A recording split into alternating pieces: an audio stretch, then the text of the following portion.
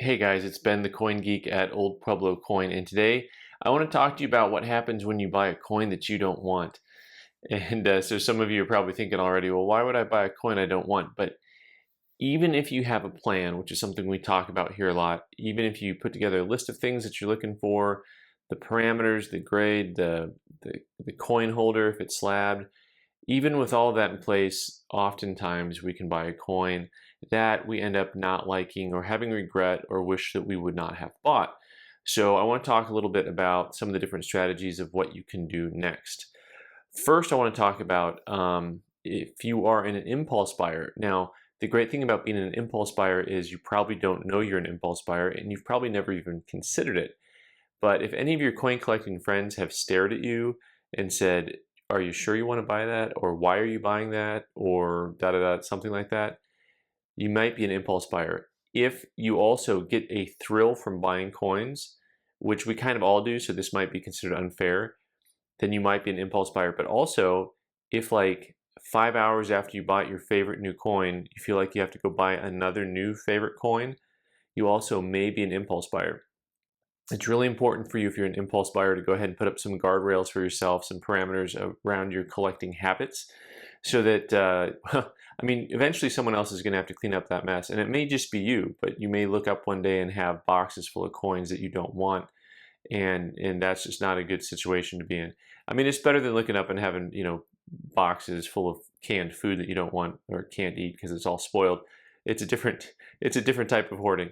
Now, back to everybody else here. So you bought a coin that you don't want, you don't like, or maybe you feel it's been misrepresented, or it's not the correct grade, or it has a problem on it that you don't like, and it's something that you catch right away.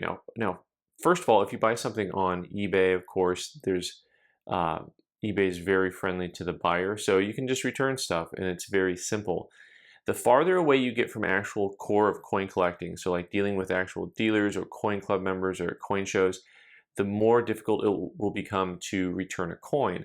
So if you're buying stuff on Craigslist or OfferUp, or sometimes even at a coin club, because maybe you don't go often, it can be really hard to return it. Or if it's another coin club member, they may just say, no thanks, I've got my money, I don't want to undo the deal, right?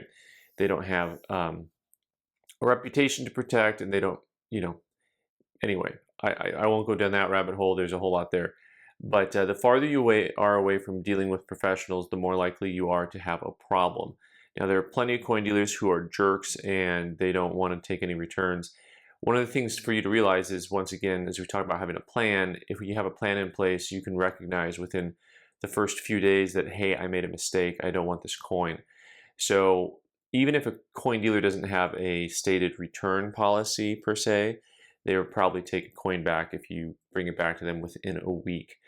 So that is something for you to consider doing, of course, right away. So now if you bought a coin at a show from a dealer you don't necessarily know, it can be a little bit more difficult. But one of the things you should always do is you should always go ahead and make sure you get a business card from the dealer and also a receipt, so that you can show him or her that you've got this coin from them in the last few days. And most people will still be pretty reasonable. Now, what if it's been longer than a week or a couple weeks? It's just been longer than anyone's comfortable taking a return. Then what do you do? So one of the things you want to look at is, at that point, once again, if you've established a community of coin collectors around you, and you've established coin dealers that you like to deal with, at that point, what you can do is, use it as trade. So this is one of the ways that you're going to get the most value for it. Typically, is if it's a decent coin that has a good value and you're turning it into another decent coin that has good value, then at that point you can work a trade out oftentimes with the dealer, or if you're at a coin club and your coin club members, and hey, Jimmy or Johnny wanted this coin that you have, it makes it a lot easier to make a trade out of something. So making a trade is one way that you can get your value back out of the coin, even if it's down the road a little bit. So, really, if you made a mistake of some kind, you want to get your money back if you can. If not, you want to maintain as much value in the coin as you can. Oftentimes, you can do that with trading with people that is a good way to not lose as much money. If you sell something outright, usually there's a little bit more downside. So one of the things I want to talk about with making a mistake on purchasing a coin is one of the reasons that you should continue to learn how to grade the coins you collect. And a lot of you specialize in something, so really dive into it. So if you collect just Morgans, we can go with the king of the coin collecting community here, right? If you just collect Morgans, keep honing your eye to the things that you like and find pleasing and are quality. You don't have to be perfect, but recognize quality and also recognize problems. And so that way, you don't get into a situation like this. Now, what happens if you bought, a coin in an auction and you really don't have a right of return in it?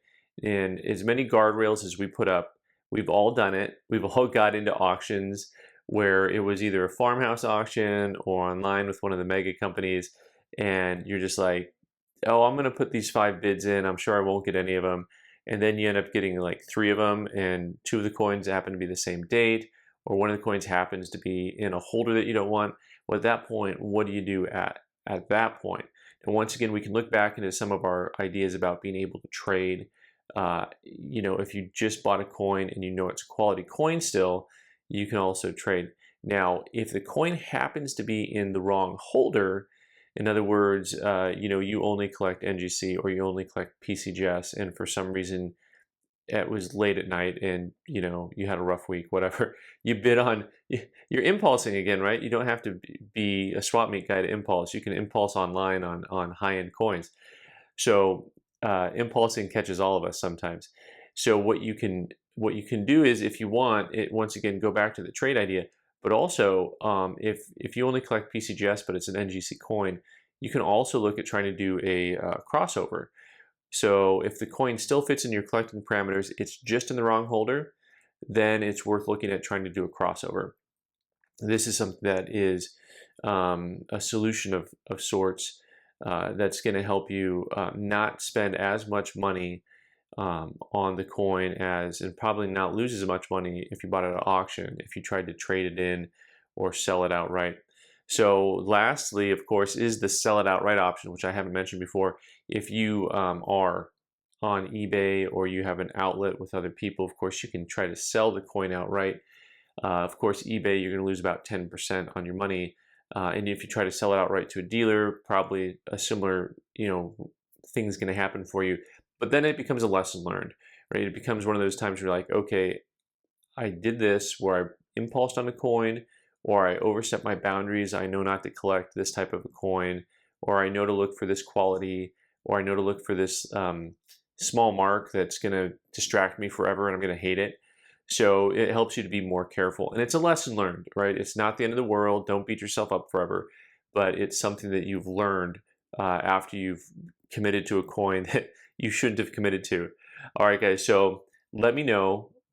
Have you ever had this happen where you bought a coin errantly, and how did you fix your problem? What's the way that you fix your problem when you end up buying a coin that doesn't really fit into your coin collection for whatever the reason is? All right, thanks for letting me know.